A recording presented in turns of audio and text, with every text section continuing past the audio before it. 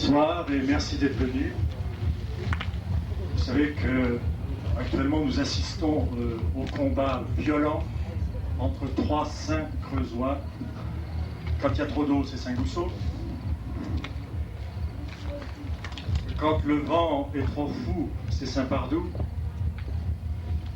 Et quand la journée est ensoleillée, c'est à la gloire des Saint-Légiers. Alors pour commencer cette soirée, une chronique de la bêtise ordinaire qui, parodiant Descartes, on pourrait dire quelle est la chose la mieux partagée du monde. Alors si vous voulez, ça se passe dans un café dans les années 50, 50-52, entre Châtellerault-Marché, Mourioux et Marsac. Il faut que je sois assez vague parce que comme c'est une histoire presque vraie, il pourrait y avoir des représailles. Ma paillote pourrait être brûlée.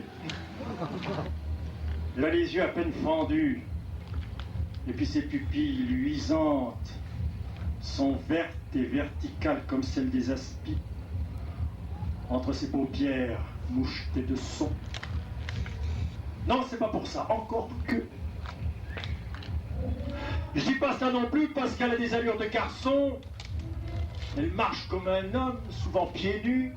Elle retrousse sa jupe quand elle monte aux échelles, en faisant pas attention si les garçons sont en dessous. Elle dégrade son corsage quand elle a trop chaud, et c'est souvent qu'elle a trop chaud. Elle danse comme un cabri les jours de fête, ou comme une gamine, ou alors simplement quand à la TSF, il y a un air qui lui plaît. C'est pas pour ça que je dis qu'elle est une sorcière. Encore que. Alors pourquoi tu dis qu'elle est une sorcière si c'est pas pour ça?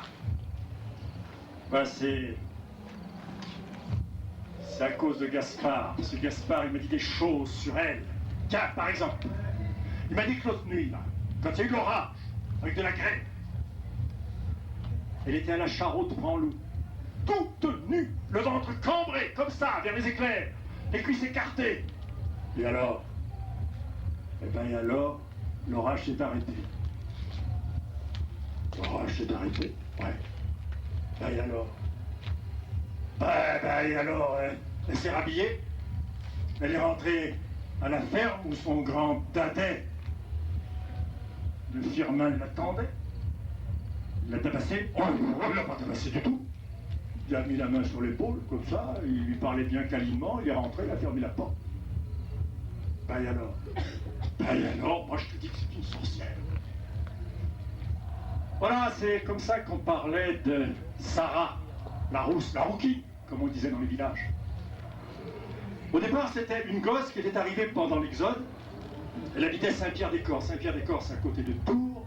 Et il faut savoir que pendant la Deuxième Guerre mondiale, en 1944, la gare de triage de Saint-Pierre-des-Corps a été bombardée par les Anglo-Américains, les grosses bombes de 500 kilos, et qui détruisaient tout dans un périmètre assez large.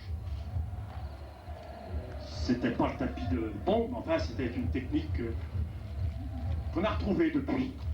Vous voyez ce que je veux dire? Et pour sauver les enfants qui habitaient trop près de ces points névralgiques, on les envoyait à la campagne. Et Sarah avait été envoyée toute gamine, 3 ans, 4 ans, chez les Traillots, dans ce village de la Creuse. Elle était bien.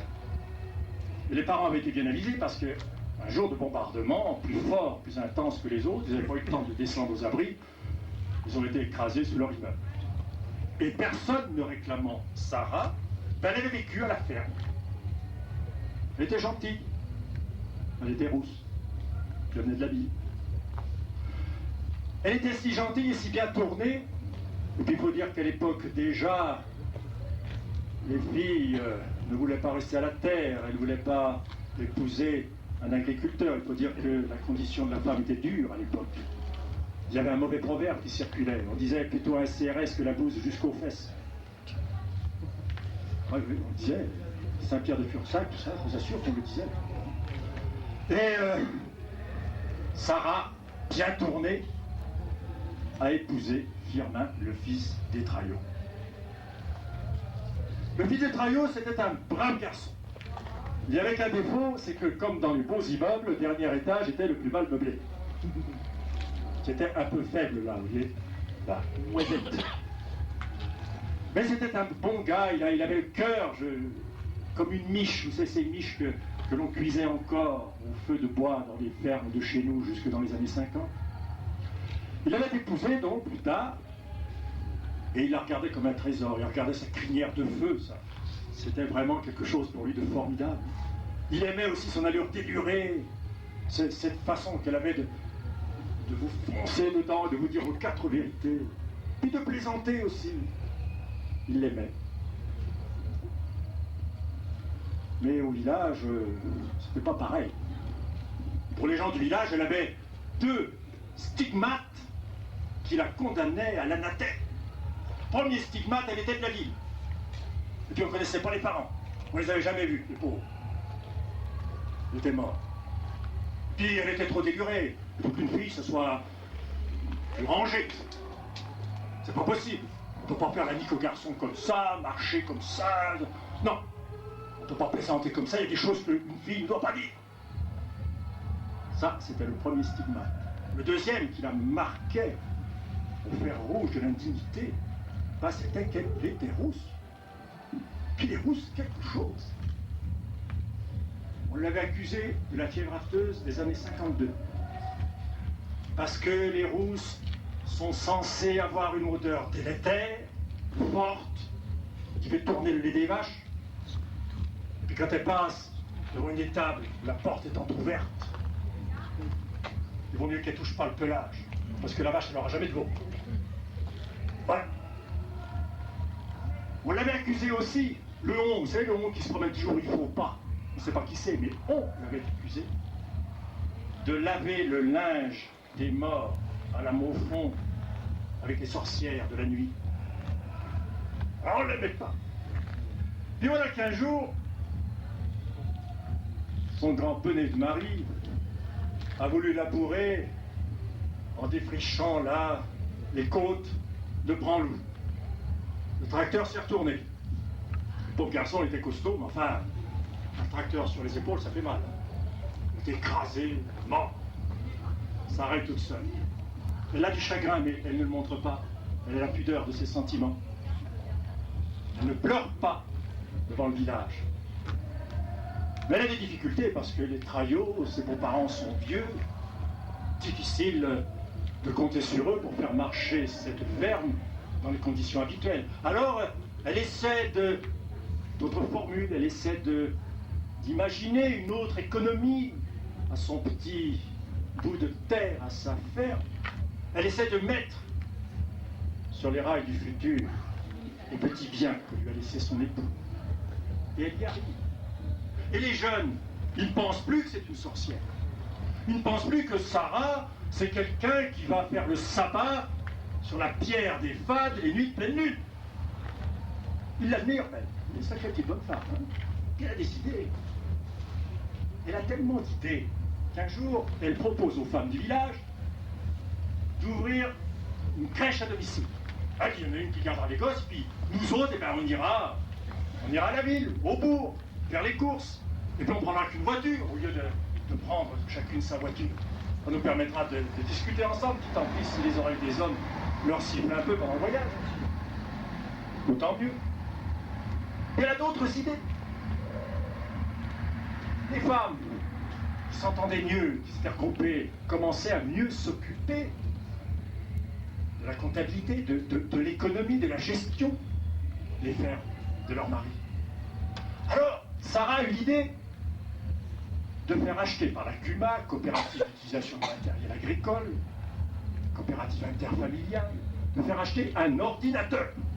Et comme on ne savait pas s'en servir, elle a fait venir un technicien pour apprendre, elle, les mystères de l'informatique. Si bien qu'au bout de quelques temps, elle était capable de faire la comptabilité des fermes de tout le village. On avait confiance en elle. Elle était heureuse, ça marchait bien. Puis elle a eu d'autres idées. Au lieu du remembrement, chez nous, quand on parle de remembrement, les gens ils sortent les fourches. Hein, à cette époque-là, c'était dur. Hein, il y a seulement 20 ans. On pourrait faire des échanges à l'amiable. Ça sera moins de tintouin. On pourrait aussi faire des armements, c'est-à-dire se réunir comme ça, et puis, puisque lui, il a une toiture un peu crevée, l'aider tous ensemble à refaire sa toiture. Lui, il a besoin d'une petite étable, ben on va l'aider à faire une étable. On va amener l'eau à la grange de celui-là. Et puis, on pourra peut-être se payer des vacances. Si on décide de s'occuper, là, pendant 8 jours de la ferme de chacun, eh ben, chaque famille pourra aller un peu en vacances. 8 jours, pas de diable. Ça marchait bien. Puis on veillait, ensemble, on avait des plaisirs sains. Il y avait des je te donne et tu me donnes, des je te prête et tu me prêtes. Une collectivité heureuse. Le travail maîtrisé, des loisirs pas trop bêtes, et puis la vie commune, on était bien. C'était l'époque où Jean Ferrat chantait « La femme et l'avenir de l'homme », célèbre vers d'Aragon, et où Brassens répondait sur un autre vers d'Aragon « Il n'y a pas d'amour heureux ». Le temps passe, passe, passe. Puis voilà qu'un jour, le ventre de notre belle incarnate s'arrondit. Ah! Dans le village, dans un premier temps, on a dit, bon, elle est toute seule, hein. Après tout, c'est dur, comme ça, de rester seule, elle est jeune, elle est dynamique. Bon. Ouais, mais qui a fait ça? C'est pas grand, un village, tu sais. Alors les femmes se réunissaient derrière les buissons par 2, par 3, par 4. C'est ton homme, je l'ai vu l'autre jour. Il m'a parlé longtemps. Oh, mon homme, non, non. Mais par contre, le tien. Qu'est-ce qu'il faisait là, sur la prairie, là, tous les deux, hein, avec la routine? Et les hommes, pareil. Ils étaient jaloux. Parce qu'ils suspectaient l'autre de l'avoir fait, et puis c'était pas eux. Bref, ce patient tricotage d'amitié, d'entente mutuelle qui faisait de toutes les familles du village une seule grande famille s'est défait à une allure extraordinaire.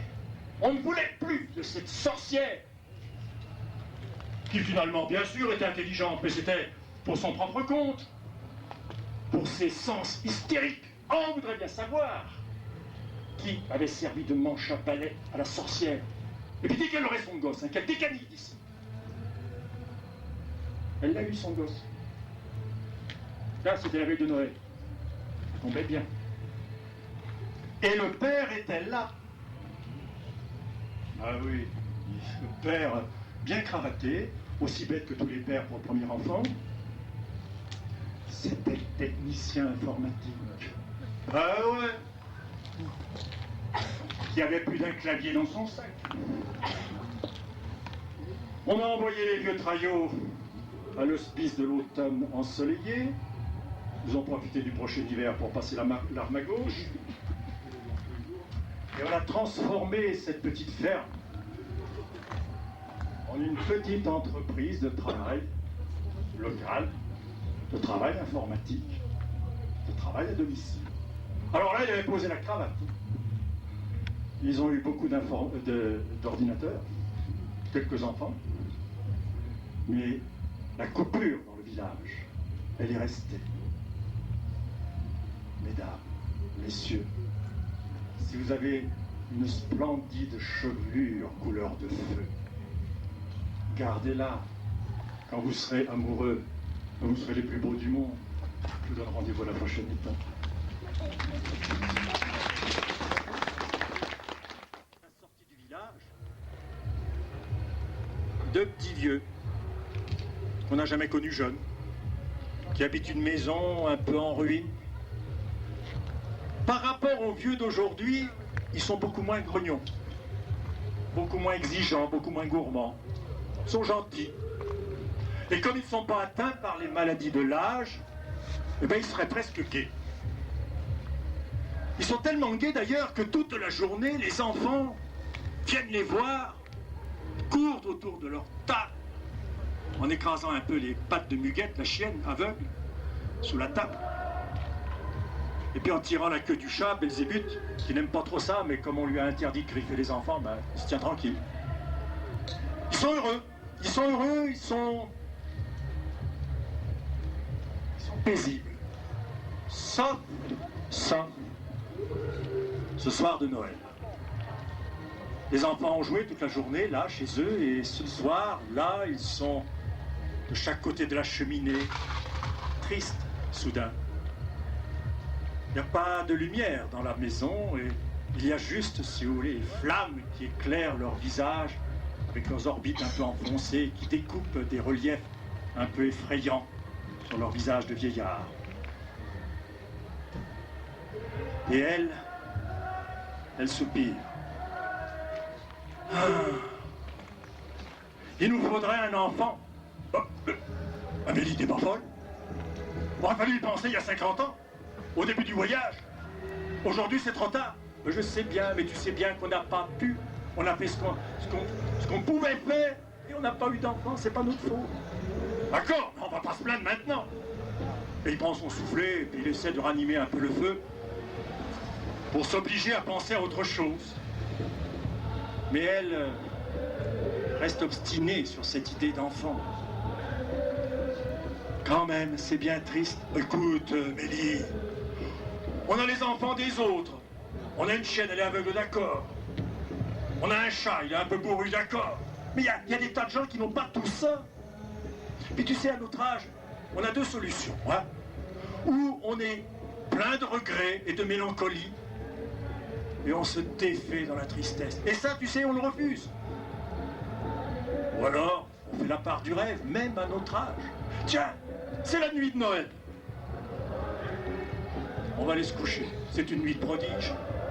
Peut-être bien qu'elle va nous amener des songes, des chimères, comme on n'en a jamais rêvé, ma Mélie. Ah ben t'avais raison, mon Léon. On va arriver sous les dredons, allez. Scène de déshabillage, les vieux, c'est compliqué. Se déshabiller, se rhabiller, ça craque de partout, ça soupire, ça gémit, ça se couche, ça se tourne le dos, ça soupire un grand coup et ça s'endort. Et ça se réveille parce que la messe de minuit carillonne, tout berzingue. Ah, qu'est-ce que c'est, Léon? Mais c'est rien, Mélie. C'est les cloches, c'est la messe de minuit, écoute. Les familles joyeuses, là, qui vont à la messe à Savenne. Toi, il y a de la joie dans le monde. C'est bien. Ah, j'ai eu peur. Et en disant ça, elle regarde les derniers brandons dans la cheminée. Et ça lui rappelle une étoile qu'elle voyait sur une image de l'almanach qu'elle lisait quand elle était gamine, en gardant les moutons. Se retourne, s'endort. Pas longtemps. Léon, qu'est-ce qu'il y a, Mélie? Qu'est-ce qu'il y a encore? T'entends dans le jardin? Ouais. On dirait une bête endolorie qui gémit. Oh non, c'est le Bramafam. Le Bramafam, c'est un vent du Nord. C'est le Bramafam, là, dans les buissons, qui rugit un peu. C'est pas une bête, ça, c'est pas une bête. Mais si, écoute. Il sait bien que c'est pas le vent du Nord. Parce que cette plainte-là, c'est une plainte de vivant, c'est une plainte animale. Alors pour en avoir le cœur net, il se lève. Avant de quitter la chambre, Mélie lui dit « Attention, hein, si t'entends les animaux causer, tu les écoutes pas, hein ?» Oui, parce qu'il y a une légende chez nous, on dit que la nuit de Noël, les animaux parlent. Pas en français, bien sûr. Ils parlent notre langue vernaculaire, occitan.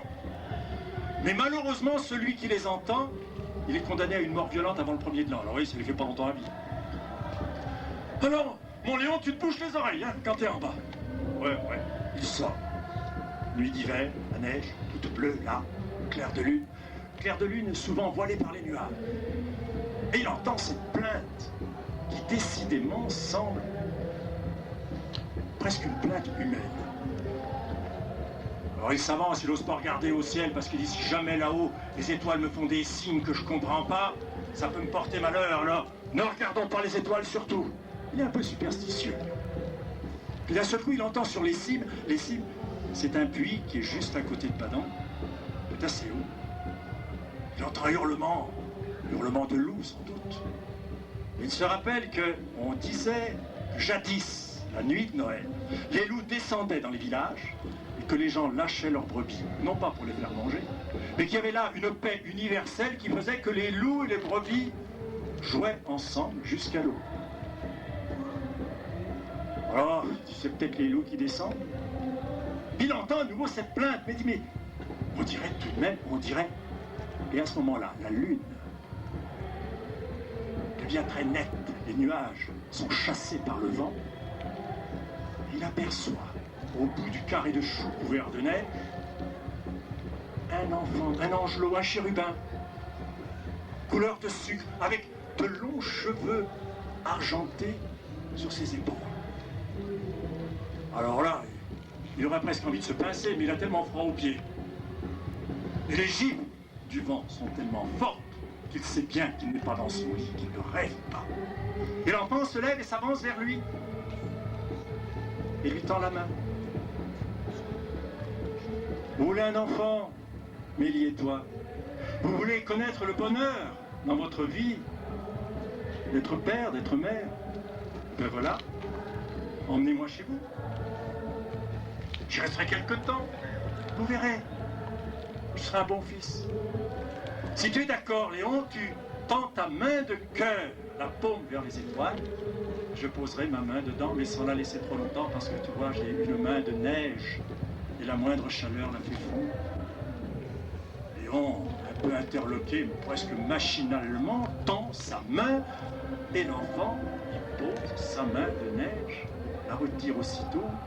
Léon retourne dans sa chaumière, et Amélie l'attend. Pose pas de questions, vous savez, quand l'enfant est là, elle le prend. Ça sera son gosse. Pose pas de questions non plus sur son âge, sur le temps qu'il va rester, parce qu'elle se doute bien que cet enfant lui est accordé quelque part comme un miracle, comme une grâce, que le commencement et la fin de cette histoire sont écrites sur un livre que les humains ne feuillettent pas, mais que les dieux, eux, feuillettent d'une manière très distraite. Alors elle fait rentrer l'enfant. Puis maladroitement, elle veut le pousser vers la cheminée. Bien le chauffer, va. Ah non, oula, non. Le froid, c'est mon existence. La neige, la glace, c'est ma chair. Si tu me mets devant le feu, je vais fondre, mourir tout de suite. Laisse-moi vivre à ma guise. Je serai un bon fils, mais il faut me laisser la liberté de choisir le froid. Ils ont bien été obligés de s'habituer. Tout le monde s'habitue d'ailleurs, même le Belzébuth, même Muguette, la chienne. De temps en temps, il faisait une petite caresse comme ça, mais pas trop prolongée pour ne pas qu'il fonde, parce qu'à chaque fois, il y laissait tout de même quelques flottons. Et les vieux, ils ont pris l'habitude de le voir jouer tout nu dans la neige par les plus grands froids. Ils ont pris aussi l'habitude qu'il ne couche pas dans un lit, mais dans l'endroit le plus obscur de la cave, sur une planche. Puis un jour, il a voulu aller à l'école. Heureusement, la maîtresse était très en avance pour son époque. Elle écrivait des vers complètement farfelus, du genre de ceux qu'on apprend aujourd'hui à l'école, du genre quoi qu'a dit, à dire un, quoi qu'a fait, à faire un, à quoi qu'a pense, à penser à un, pourquoi qu'a dire un, pourquoi qu'a faire un, pourquoi qu'a pense à un. N'existe pas. Ça, c'est des poèmes d'aujourd'hui, c'est des poèmes de Jean Dardu. Eh bien, à cette époque-là, cet institutrice là apprenait des poèmes comme ça à ses enfants. C'est dire qu'elle pouvait accepter un enfant de neige, un enfant de l'hiver dans sa classe. Alors on l'a mis au fond de la classe. Pas parce qu'il était mauvais élève, mais parce qu'il était près de la porte et qu'il fallait laisser la porte entrouverte pour pas qu'il fonde trop vite. Il savait lire, mais impossible d'écrire parce que dès qu'il mettait sa main sur le cahier, tout mouillait. Il effaçait ce qu'il avait écrit. Mais par contre, quand il s'agissait de raconter des histoires de nuages, des histoires de grues cendrées, d'oiseaux migrateurs, des histoires de sources, des histoires de rivières, des histoires de glace, des histoires de neige, il était imbattable. Il était capable de vous raconter pendant des heures l'histoire d'un flocon, l'histoire d'une fleur de gel sur une vitre. Les enfants apprenaient beaucoup de choses et semblaient entendre par sa voix la plus belle musique du monde. Oui, mais le printemps arrive. Le printemps arrive et l'enfant fond. Il a de plus en plus de mal à résister au premier soleil et il perd une énergie folle à courir d'un arbre à l'autre pour chercher l'ombre qui le protégera du soleil qui le tue. Il est de plus en plus malade. Arrive la Saint-Jean d'été, la fête du feu, la fête de Trapancho. On fait des foyers et on saute par-dessus le feu. Lui, c'était plutôt difficile. Il était là, dans un coin. Puis les petites filles, ses copines, le taquinaient. Allez, une fin de l'inviarne, Chocha brancha, sautara pas. Enfant de l'hiver, en tout le vent, tu sauteras ou tu sauteras pas. Lui n'osait pas trop sauter parce qu'il connaissait la fin de l'histoire. Ce qu'il y avait sur le livre là-haut, il le savait.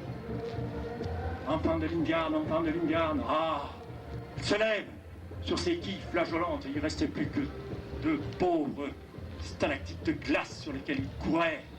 Il commence à courir, sautara pas.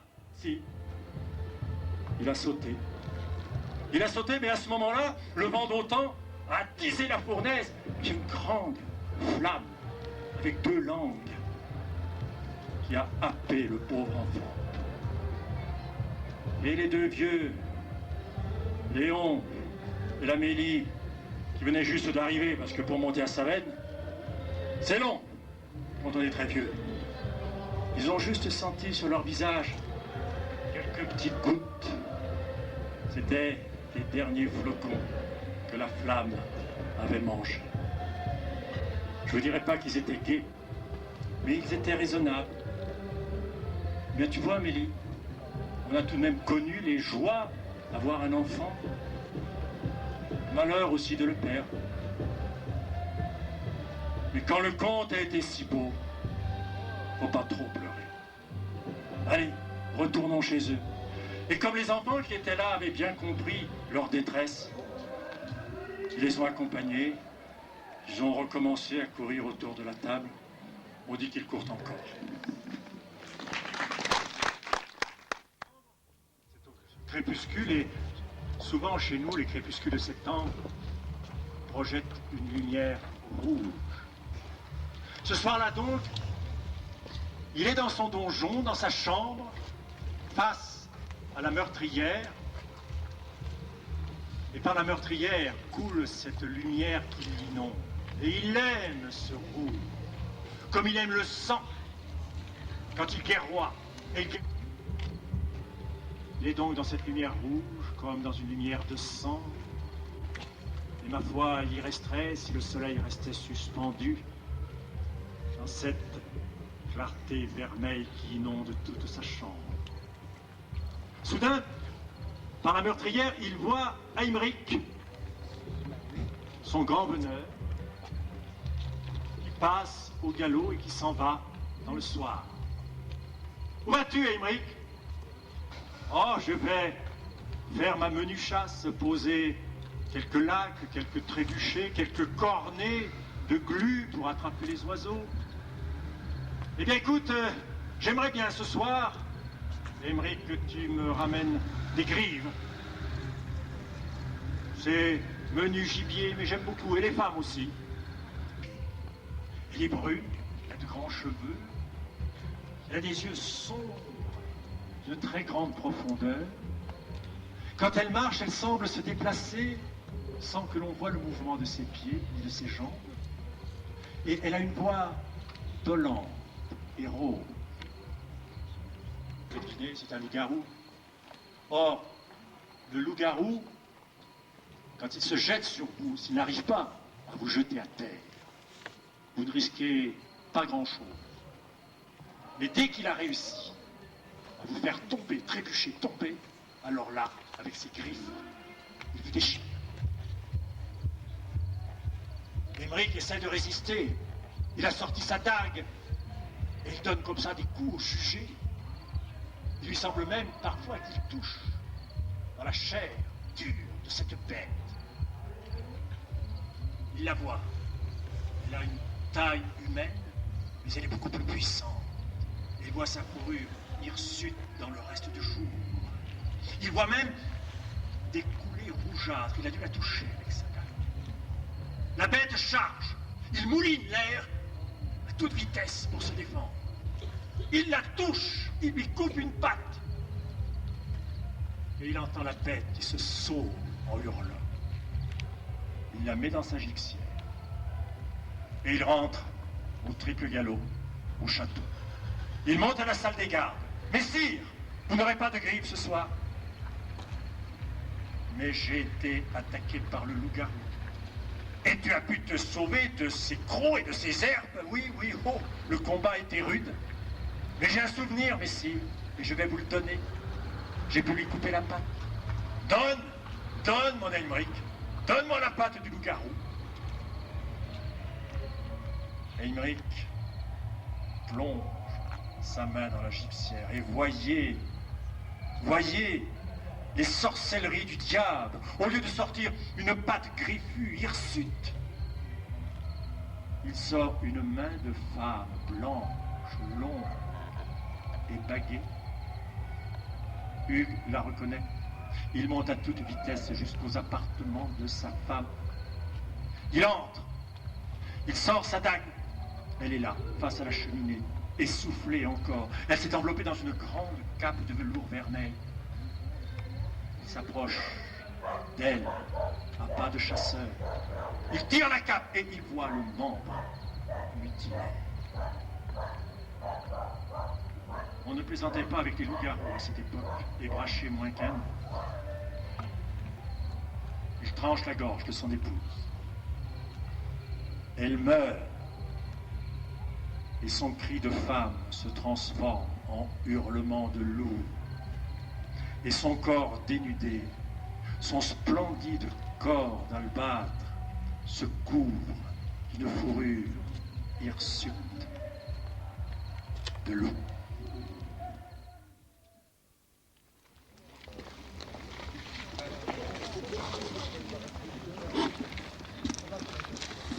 De gaieté, d'abord une histoire d'amour. Quand il y a une fontaine, il y a toujours de l'amour. Et puis entre nous, écoutez. Oh, les barbares. Sa mère, donc, Maheu, est tout seul dans son village, sur le plateau de Millevaches, là, dans notre département. Tout seul. Voler des fenêtres. Il a peur. Il se demande s'il n'est pas le dernier homme. La buse, là, au piole. Et si j'ai... Et je suis le dernier, peut-être. La dernière mémoire de la grande saga des hommes, de la grande épopée des hommes. Alors là, il devient fou, il a peur. Il court jusqu'à la fontaine, là, qui coule devant sa porte depuis des siècles.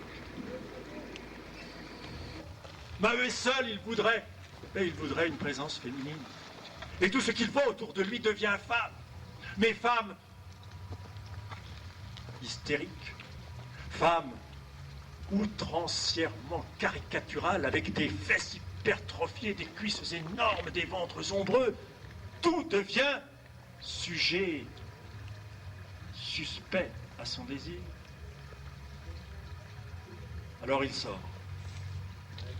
Il sort et il va s'asseoir, là, sur la margelle de la fontaine. Il aime bien cette mi-creusoise. Ça change des images de la télé.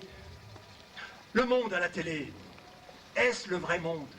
Poli et la joie, entre l'ombre du ventre de la terre et puis la transparence de la lumière. Il lui semble entendre une voix qui lui parle. Maheu, oui, je suis là. À mêler ça, la réalité et le rêve, dans un corps de femme.